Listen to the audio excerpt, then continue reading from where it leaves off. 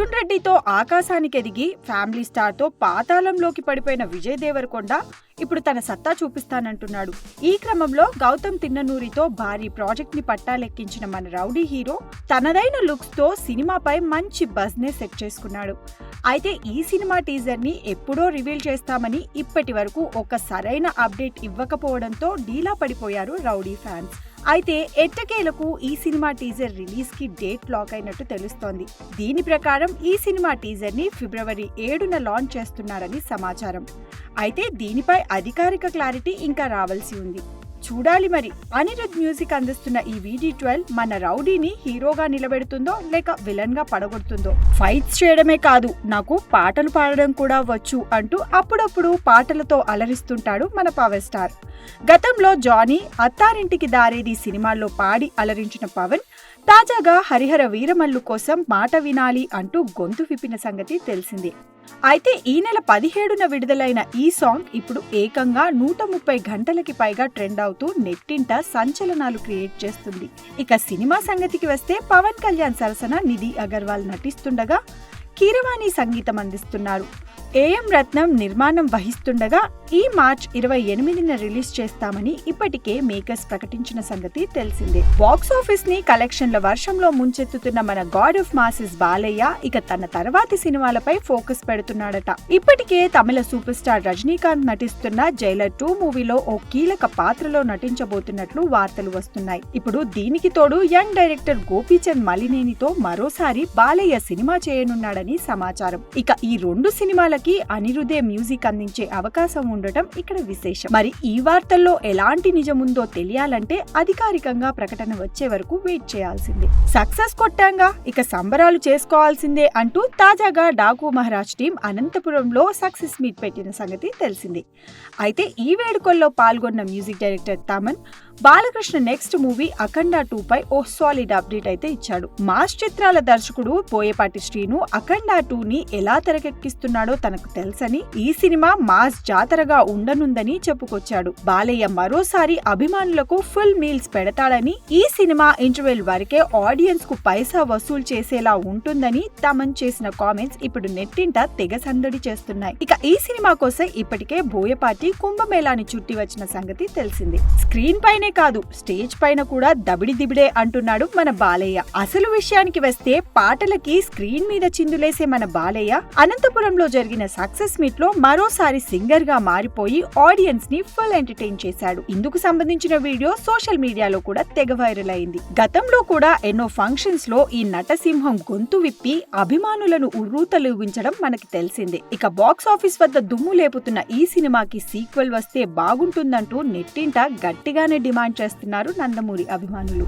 ఒకరితో చేద్దామనుకున్న ప్రాజెక్ట్ మరొకరితో పట్టాలెక్కడం మనం చూస్తూనే ఉంటాం. ఆ కోవలోనే రణ్వీర్ సింగ్ తో చేయాలనుకున్న బ్రహ్మరాక్షస్ ఇప్పుడు రానా చేతిలోకి వెళ్లిపోయినట్టు తెలుస్తోంది. హనుమాన్ తర్వాత ప్రశాంత్ వర్మ ప్రకటించిన ప్రాజెక్టుల్లో బ్రహ్మరాక్షస్ ఒకటి. రణ్వీర్ సింగ్ తో ఈ ప్రాజెక్ట్ ని పట్టాలెక్కిద్దామనుకున్నాడు. మైత్రి మూవీస్ కూడా ముందుకొచ్చింది.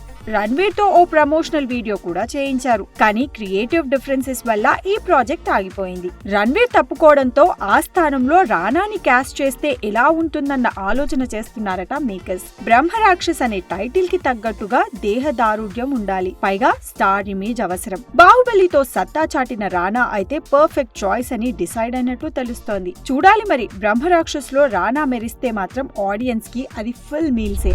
ఆకాశమంత స్టార్ ఇమేజ్ ని సొంతం చేసుకున్న ప్రభాస్ తమ సినిమాలో కనిపించాలని ఏ హీరోకి మాత్రం ఉండదు. అలా ఆశపడే తన డ్రీమ్ ప్రాజెక్ట్ అయిన కన్నప్ప సినిమాలో కీలకమైన పాత్రకి ఒప్పించాడు విష్ణు. అయితే సినిమాతో పాటు ప్రమోషన్లలో ప్రభాస్ ని వాడుకోవాలనుకున్న మంచుబాబుకి గట్టి షాకే ఇచ్చాడు మన రెబెల్ స్టార్. తనకు స్వతహాగా ప్రమోషన్లు పడవని, ఈవెంట్స్ కి దూరంగా ఉంటానని ప్రభాస్ చెబుతున్నాడట. వాస్తవానికి వరుస షూటింగ్లతో బిజీగా ఉన్న ప్రభాస్ ప్రమోషన్లలో పాల్గొనాలంటే కొంచెం కష్టమే. ఇప్పుడు జరుగుతున్న రాజాసాబ్ సినిమాని వీలైనంత త్వరగా పూర్తి చేసి ఫౌజీ హడావిడిలో పడిపోవాలన్నది మన బాహుబలి ఆలోచన. ఫౌజీ షూటింగ్ త్వరలో మైసూర్లో జరగబోతుంది. ఆ తర్వాత జరగబోయే షెడ్యూల్ ఖరారు కావాల్సి ఉంది. అవి డిసైడ్ అయితే కానీ కన్నప్ప ప్రమోషన్లకి సహకరించే విషయం తేలేలా లేదు. బ్యాక్ టు బ్యాక్ 8 సక్సెస్లతో జోరు మీదున్న అనిల్ రావిపూడి తనపై ఐటీ రైడ్స్ జరిగాయని వస్తున్న వార్తలపై ఇలా చెప్పుకొస్తున్నాడు. నా మీద ఆదాయపు పన్ను శాఖ దాడులు జరగలేదు. నేను ప్రశాంతంగా ఇంట్లో కూర్చున్నాను. నా దగ్గర కూడా డబ్బులున్నాయి, కానీ అవన్నీ క్లియర్ గా ఉన్నాయి.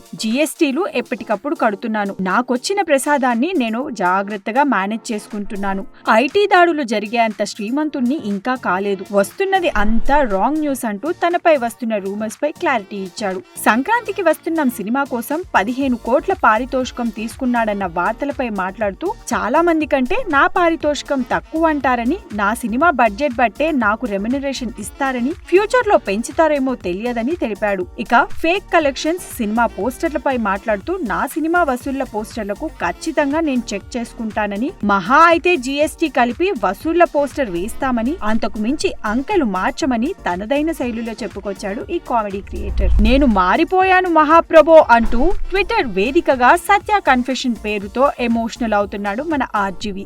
సత్య రంగీలా తరహాలో ఓ ప్రాజెక్ట్ చేయనున్నానని, ఆ కథే సిండికేట్ అని తెలిపాడు. 70వ దశకంలో స్ట్రీట్ గ్యాంగ్స్ తో మొదలుపెట్టి ఐసిస్ వరకు ఎన్నో రకాల సంఘ వ్యతిరేక శక్తులను ఇండియా చూసిందని, అయితే గత 10-15 ఏళ్లలో చెప్పుకోదగ్గ కొత్త గ్రూప్స్ లేవని, ఒకవేళ భవిష్యత్తులో కొత్త తరహా సంఘ వ్యతిరేక శక్తులు ఎలా ఉంటుందో సిండికేట్ రూపంలో చూపించనున్నట్లు ప్రకటించాడు ఈ క్రియేటివ్ జీనియస్. దీనికి only man can be the most terrifying animal అంటూ ట్యాగ్ లైన్ ని కూడా జోడించాడు. చూడాలి మరి మారిపోయానన్న వర్మ నిజంగానే మారాడా లేక అంతా తూచేనా అన్నది సిండికేట్ బయటకు వస్తే కానీ తెలియదు. దేవరాతో తెలుగునాట అడుగుపెట్టిన జాన్వి పాప కట్టుకోబోయే వాడి గురించి బోలెడు కలలే కంటోంది. ఇటీవలే బాలీవుడ్ లో ఒక షోలో మాట్లాడిన ఈ జూనియర్ అతిలోక సుందరి తన పెళ్లి డ్రీమ్ గురించి ఇలా చెప్పుకొచ్చింది. నేను పెళ్లి చేసుకుని తిరుమల తిరుపతిలోనే సెటిల్ అవ్వాలని అనుకుంటున్నానని, 3 పిల్లలు కావాలని, రోజు అరిటాకులోనే భోజనం చేయాలని, మణిరత్నం సాంగ్స్ వింటూ గడిపేయాలని, మా ఆయన లుంగీలో కనిపించాలి అంటూ రొమాంటిక్ గా వయ్యారాలు పోతుంది ఈ ముంబై భామ. దీంతో ఈ ముద్దుగుమ్మ చేసిన కామెంట్లు సోషల్ మీడియాలో వైరల్ అవుతూ ఉండగా జాన్వి పాపకి ఫ్యూచర్ ప్లాన్స్ బాగానే ఉన్నాయే. ఆల్ ది బెస్ట్ అంటూ సపోర్ట్ చేస్తున్నారు మూవీ లవర్స్.